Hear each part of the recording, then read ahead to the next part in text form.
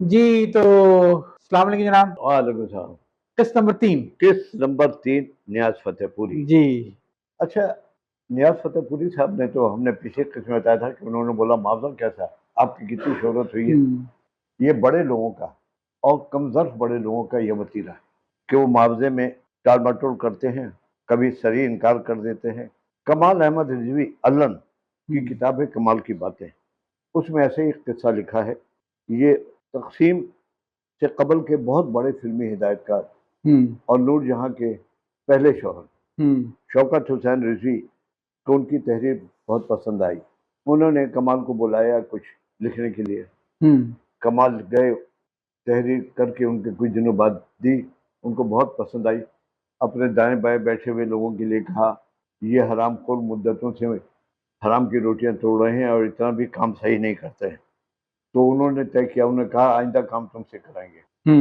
کمال بھی اکھڑ، اس کی تو الف نون سے پتہ چلتا بھی ہے. اس نے کہا، اس نے معاوضے کی بات کی تو شوکت صاحب نے کہا اس طرح بات بات پر پیسے نہ مانگا کرو. یہ سوچو کہ تم کو کتنے بڑے ہدایت کار کے ساتھ کام کرنے کا تجربہ ملے گا. اللہ نے اپنی بات پر قائم رہا، اس بنا پر بات نہ پڑی. انہوں نے بولا دفع ہو جاؤ.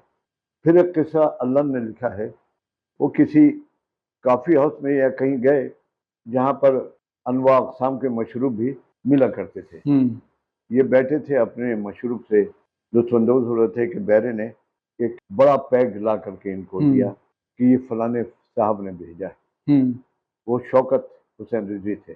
یہ ان سے ملنے کے لیے گئے، ان کو پیش ہوئے اور کہا بہت شکریہ کہ آپ نے اس ناچیز کو یاد رکھا. شوکت صاحب نے بولا اچھا یہ بتاؤ تم نے پیسے مانگنے کی عادت اپنی ختم کی یا نہیں؟ شوکت نے کہا، اللہ نے کہا کہ کام کریں گے تو پیسے تو دینے ہوں گے. انہوں نے پھر کہا کہ دفع ہو جاؤ. یعنی وہ پیک تو دیا لیکن وہ محنت کے لیے انہوں نے، ان کا بھی خواہش یہ تھی کہ مفت میں ہی کام کریں. اور اللہ کے جو شکل سامنے آتی ہے آپ کو تو یاد ہی ہوگا کمال احمد رضوی کی، اس تو ڈرامے میں تھی لیکن اس نے منع کر دیا. اچھا، آج کل تمام رسالوں اور اخباروں کا یہی طریقہ ہے.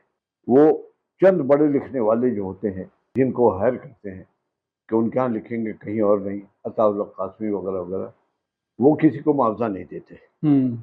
اور وہ تو کہتے ہیں کہ ہمارے رسالے میں، اتنے بڑے رسالے میں چھپ کر کے تمہارا کتنا نام ہوا اسی کو سوچو. اور معاوضے کا نام لینا بھی وہ توہین سمجھتے ہیں. ایک رسالہ اردو ڈائجسٹ اس سے جو کہ اب دم توڑ رہا ہے، ان کی روایت ہے کہ ہر لکھنے والے کو جس کی نگارشات شائع ہوتی ہیں اس سے معاوضہ دیا جاتا ہے. یہ ہمارا ذاتی تجربہ بھی ہے. اچھا، آپ کے مضامین چھپتے رہے ہیں؟ زیادہ نہیں، 13-14 سال پہلے ہمارے کچھ مضامین شائع ہوئے، اس کا انہوں نے معاوضہ بھیجا. حالانکہ ہم نے ان کو کہہ دیا تھا کہ اگر کوئی معاوضہ، ہم بھی ڈرتے ڈرتے معاوضے کا مطالبہ تو نہیں کیا نا، صرف اتنا کہا کہ اگر کوئی معاوضہ بنتا ہے تو آپ کا جو علم فاؤنڈیشن ہے اس کو منتقل کر دے. لیکن اس کے باوجود انہوں نے معاوضہ بھیجا. اسحاق صاحب وہ خدا نمبر کے جو مرتب اور تحقیقات تھے، ان کا کہنا ہے کہ نیاز صاحب ایک ادیب اور عالم نہیں ہیں بلکہ ایک سرمایہ دار ہیں جو مزدور کو اس کی مزدوری بھی دینا نہیں چاہتے. صحیح بات. ایک نیاز صاحب پہ ہی نہیں ہے، یہ ہر جگہ ہے. یہ اس کی ایک وجہ یہ بھی ہے کہ ہر رسالے اخبار کے لیے جتنی جگہ ہوتی ہے مضامین چھاپنے کی، اس سے 6 گنا مضامین ان کو ملتے ہیں. اس میں سے بھی وہ منتخب کر کے ڈالتے ہیں. تم کو کسی کا ڈر نہیں ہے کہ آئندہ نہیں بھیجے گا اور نہیں بھیجے گا، ان کو تو ملتے ہی رہتے ہیں. نیاز صاحب نے ایک کرم اور کیا کہ جب بات معاوضے کی بنا پر اختلاف تک پہنچی تو ان خدا نمبر کی جو بقیہ کاپی ان کے پاس تھی جو بھیجی، اس کے بعد جو کاپیاں تھیں وہ پبلشروں نے اور دکان والوں نے، بک ڈپو نے اگر ان سے طلب کی تو انہوں نے وہ کاپی میں سے وہ صفحہ پھاڑ دیا جس میں محمد اسحاق صدیقی کی کاوشوں کا اور ان کا بڑا ذکر تھا. اس میں ان کی بہت تعریف تھی. نیاز صاحب نے اسحاق صاحب کا نام مٹانے کے در پہ تھے. ہوں انہوں نے کئی مقامی کتب فروش کے ہاں وہاں جا کر دیکھا، صفحہ پھٹا ہوا تھا اسحاق صدیقی صاحب نے. ہوں وہ پھٹا ہوا اس لیے تھا کہ اسحاق صاحب کا نام نہ آئے کہ انہوں نے مرتب کیا ہے یا ان کی تخلیق ہے. ماہر صاحب کی تحریر کے مطابق نیاز فتح پوری کا زندگی کا سب سے افسوسناک پہلو اور قابل مذمت پہلو دین کی مخالفت، تکذیب اور تردید ہے. ان کی تحریروں نے نہ جانے کتنے نوجوانوں کو گمراہ کیا، ان کے اندر دین سے بودھ اور نفرت پیدا کر دی. اچھا نیاز صاحب نوجوانی میں داڑھی رکھتے تھے، نماز روزے کے پابند تھے. پھر نہ جانے کیا معاملہ پیش آیا کہ مولویوں کے شدت سے مخالف ہو گئے، اور یہ مخالفت جو مولوی کی تردید سے شروع ہوتی تھی، فقہ، حدیث، قرآن، انبیاء، ملائک، نماز روزہ کی تنقیص، توہین کی حد تک پہنچ گئی. ہوں انہوں نے یہ تک لکھ دیا کہ کلام مجید کو میں کلام خدا سمجھتا ہوں، نہ الہام ربانی، ان اللہ و انا الیہ راجعون۔ بلکہ ایک انسان کا کلام جانتا ہوں. نگار، ماہ جون 1940 کا حوالہ بھی دیا انہوں نے. ان کی ملحدانہ تحریروں پر جب مسلمانوں نے لکھنؤ میں احتجاج کیا تو معاشرے کے دباؤ میں آ کر انہوں نے باقاعدہ طور پر معافی نامہ ہوں اپنے رسالے میں چھاپا، مگر وہ اپنے اس عہد پر قائم نہ رہ سکے اور اسی بے دینی و الحاد کی اشاعت و تبلیغ شروع کر دی. جامع کراچی سے ایک رسالہ شائع ہوا ہے، اس کا نام ہے چے دلاور است، یعنی کتنا چور کتنا سرقے کی، ہاں بہادر ہے کہ چوری کر رہا ہے اور چراغ بھی ہاتھ میں رکھ رہا ہے. ہوں یہ کتاب ہے، پتہ نہیں، یہ جامع کراچی کے شعبہ تصنیف و تالیف نے شائع کی ہے، ہوں اور اس میں لکھا ہے کہ سرقہ نگاری میں جناب علامہ نیاز فتح پوری نے عالمگیر شہرت حاصل کی. ان کی سرقہ نویسی کے چرچے ان کے دور میں ہی عام ہو گئے تھے. ہوں اس باب میں ان کا کوئی حریف نہیں تھا. ہوں مولانا سید ابوالعلا مودودی نے سلسلہ مضامین کا مسودہ اشاعت کے لیے دیا تو شروع کے مضامین میں انہوں نے اپنے نام سے شائع کیے. مولانا مودودی نے احتجاج کیا، لہذا بقیہ مضامین ان کے نام سے شائع کیے گئے. ہوں ان کی ایک خاص عادت تھی کہ مختلف انگریزی کتابوں کا ترجمہ کر کے چھاپتے، لیکن اپنے آپ کو مترجم، ہم پہلے بھی ذکر کر چکے ہیں، ہوں مترجم کی ایک حیثیت تخلیق کار سے ایک درجہ نیچے ہوتی ہے. صحیح خیالات تو اس کے ہیں نا، لیکن وہ مترجم نہیں لکھتے تھے، انگریزی کے اصل مصنف کا نام بھی نہیں لکھتے تھے تاکہ قارئین سمجھیں کہ ان کی تحقیق ہے. ہوں اسی جامع کراچی کا رسالہ مزید چونکا دینے والے انکشافات پر مبنی ہے. فراست علید کیرو کی کتاب کا چربہ ہے. ہاتھوں کے عکس اور متن کیرو سے لیے گئے ہیں. فراست الید، ہاں، فراست مختلف دائرہ ہائے المعارف انسائکلوپیڈیا سے تراجم کر کے باب استفسارات میں وہ علم کے موتی بکھیرے، یعنی اس سے لے کر کے یوسف بخاری صاحب کی ایک روایت ہے، کئی بار علامہ کی خواہش پر انہوں نے ان کا گھڑا ہوا سوال استفسارات کے لیے بھیجا، اس کی تفصیل جو پہلے سے سرقہ شدہ ترجمہ شائع کیا، یعنی تب ان کے ذہن میں کچھ آیا، یہ ہے سرقہ شدہ ترجمہ کیا ہے. ان کی کتاب نیازی صاحب کی ترغیبات جنسی، studies in the psychology of sex, یہ ہیولاک ایلیس کی شورائے آفاق کتاب، جس کا بھی ہم نے نام لیا، جی جی بالکل، کا سرقہ ہے. اسلامک یونیورسٹی اسلام آباد سے ملحق introduction to the study of literatures, انتقادیات کا مضمون، ادبیات اور اصول و نقد، ولیم ہیری کی کتاب علی के रिसाले दावा में नियाज फतेहपुरी के खुदा नंबर को भी सरखा करार दिया गया और इसके सबूत और शवाहिद पैदा किए हैं। माहिरुल कादरी साहब ने भी खुदा नंबर पर थोड़ी बहुत तहकीक की है। नियाज साहब ने मौलाना मौदूदी के कई मज़ामीन का सरका किया, उसके तसनीफ भी दर्ज है, वो उस किताब में है। इतनी तफसील में बयान करना हमारे लिए मुश्किल है। मजनू गोरखपुरी के जिन और गैर महसूस दुनिया से मुतालिक अहम मज़ामीन नियाज साहब ने अपने नाम से शाये कर दिए थे। दारुल मुसन्निफीन आजमगढ़ की किताब सीरत साहबियात का सरका भी नियाज साहब ने किया। उर्दू की सरकाबाजी की तारीख में नियाज साहब को खास मकाम हासिल है। बदनाम अगर होंगे तो क्या नाम ना होगा। हसन मुसन्ना नदवी, हसन मुसन्ना नदवी जब हुर्रियत शुरू हुआ था अखबार, आज से कोई 65 साल पहले, उसके पहले एडिटर थे।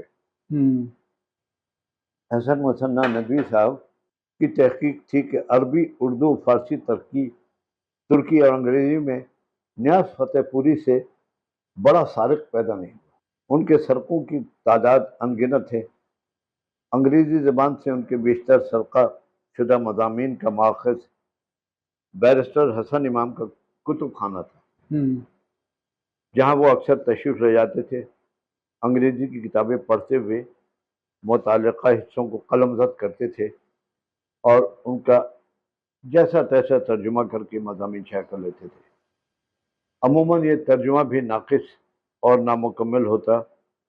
अंग्रेज़ी मतन के जो हिस्से शामिल मुश्किल होते या जिनकी तफ़हीम नियाज साहब के लिए मुश्किल होती, उन्हें छोड़कर खाली जगह अपनी बुलंद ख्याली और अलबेली इंशा पर्दाजी से पुर किया जाता है, जो सरक़ पर असल का गुमान होता। उनमें गलत सलत मुहर्रिर सरकों से किताबें मुरतब कर लेते। हसन मुसन्ना नदवी के पास हसन इमाम की वो किताबें जिस पर खत कशीदा किए हुए थे, वो उनके पास हसन इमाम साहब, हसन मुसन्ना नदवी के पास मौजूद थी। नियाज साहब ने जिससे सरका किया था और उस पर नियाज साहब के इशारात और निशानात भी महफूज हैं। ये किताब अब बेदिल लाइब्रेरी शरफाबाद में महफूज है। यानी वो सिर्फ यही नहीं है, अरबी, फारसी, उर्दू, तुर्की और अंग्रेजी में बकौल हसन मुसन्ना के नियाज फतेहपुरी से बड़ा सारिक पैदा नहीं हुआ। नियाज साहब की इंतकादियात उस ज़माने में उर्दू अदब के रिसाले के सहारे बहुत मशहूर हुई और मार्के की किताब भी समझी गई। ये उनके तनकीदी मज़ामीन का तजुर्बा है और 2 हिस्सों पर मुश्तमिल है। उसके दूसरे हिस्से में एक मजमून है बात अदवियात और उसूल नक़्द, सफ़ा 225 से 287 तक, यानी 62 सफ़ात, 1-2 सफ़ात नहीं, तक फैला हुआ। इस मौजून के भी 2 हिस्से हैं, अदवियात और उसूल नक़्द। पहला हिस्सा 11 सफ़ात पर मुहित है और मौलाना ने उनकी मज़बूरा किताब से उसकी तमाम बातें कमाल उठा ली हैं।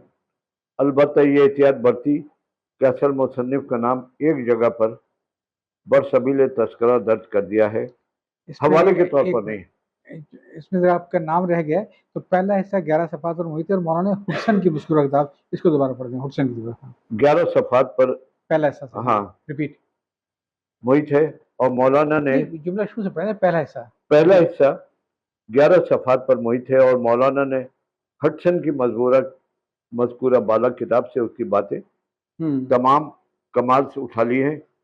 ये एहतियात उन्होंने ज़रूर मद्देनज़र रखी कि असली मुसन्निफ का नाम एक जगह पर बरसबील तस्करा कर दिया, हवाले के तौर पर, ज़मनी तौर पर कर दिया, हवाले के तौर पर नहीं। और हडसन की बातें लेकर इधर उधर जहाँ उनका जी चाहा चश्मा करते चले गए। इसमें दूसरे मगरबी नक्कादों के हवाले ज़रूर दर्ज हैं, मगर वो सारे मगरबी नक्काद वही हैं जिनका तस्करा असल मुसन्निफ हडसन ने अपनी किताब में किया है। मतलब जो ओरिजिनल राइटर था उसने तो उसका हवाला उन मुसन्निफिन का दिया, इन्होंने ہڈسن کا حوالہ دیا، نام دیا کے بغیر دوسرے جو ہے ان کا دے دیا۔ خود مولانا کا مطالعہ ان مغربی نقادوں کے بارے میں براہ راست نہیں ہے، حوالوں کی ترتیب سے اور ان تحریروں پر ان کے تذکرے سے یہ بات صاف نمایاں ہے۔ اس کے آگے حسن مصنع نے کئی صفحات کے آدھے پر یعنی آدھے پر انگریزی ہے اور آدھے پر ترجمہ ہے، لیکن وہ ترجمہ نہیں ظاہر کیا گیا۔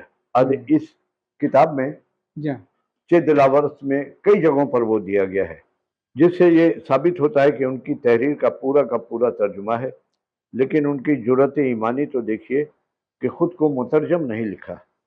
وہ چاہتے تھے کہ لوگ ان کی تصانیف سمجھیں، وہ انگریزی تصانیف کو اردو میں ڈھال کر ان پر نام استعمال کر کے ہمیں اطمینان سے یا باور کراتے ہیں کہ یہ ان کی اپنی کتابیں اور تصانیف ہیں۔ نیاز صاحب کی شہرت ادیبوں میں شرارت اور فساد پھیلانے کی بھی ہے۔ اس وقت ہم ان کی ایک شرارت کا ذکر کرتے ہیں۔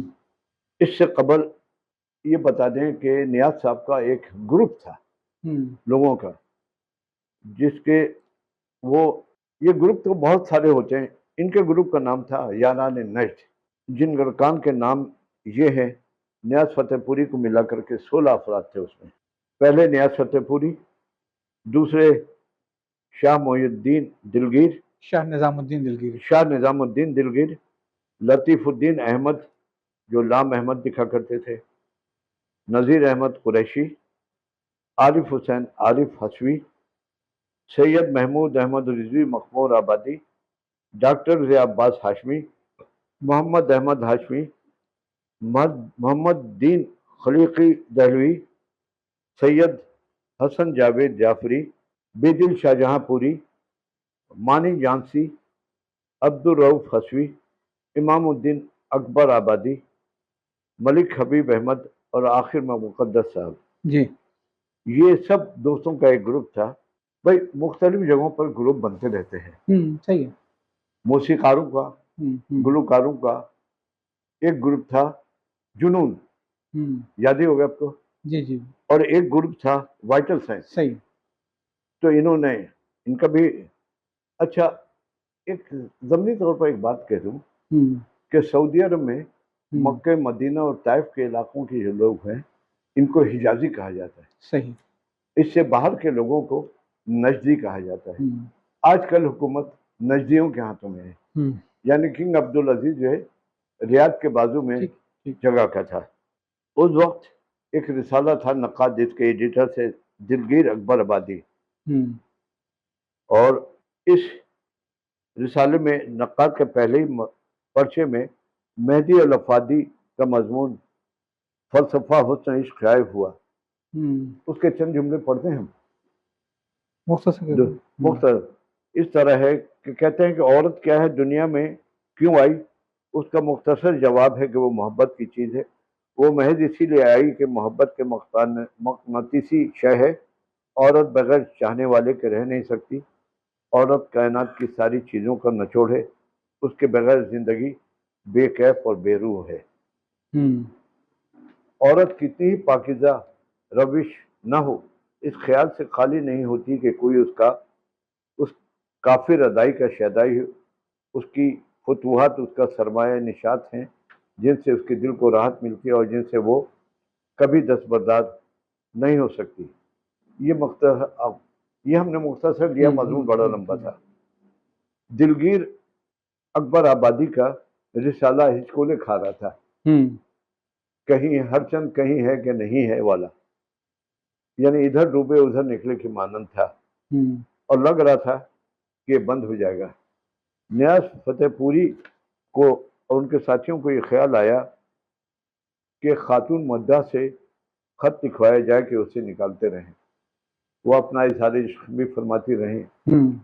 اس کے لیے نیاز صاحب نے ذمہ داری لی کہ وہ دائیں ہاتھ سے قمر زمانی کے نام سے لکھا کریں گے، دائیں ہاتھ کے بجائے بائیں ہاتھ سے لکھیں گے۔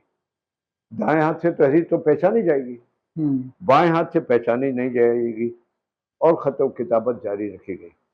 اور اس کا بھی انتظام ہو گیا کہ کسی تیسرے اسٹیشن پہ یہ جائیں گے خط، وہاں سے یہاں آئیں گے، یہاں سے پھر وہ وہاں جائیں گے، جس سے کہ ڈاکخانے کی اسٹیمپ نہ ہو، اور اس طریقے سے یہ سلسلہ شروع ہو گیا۔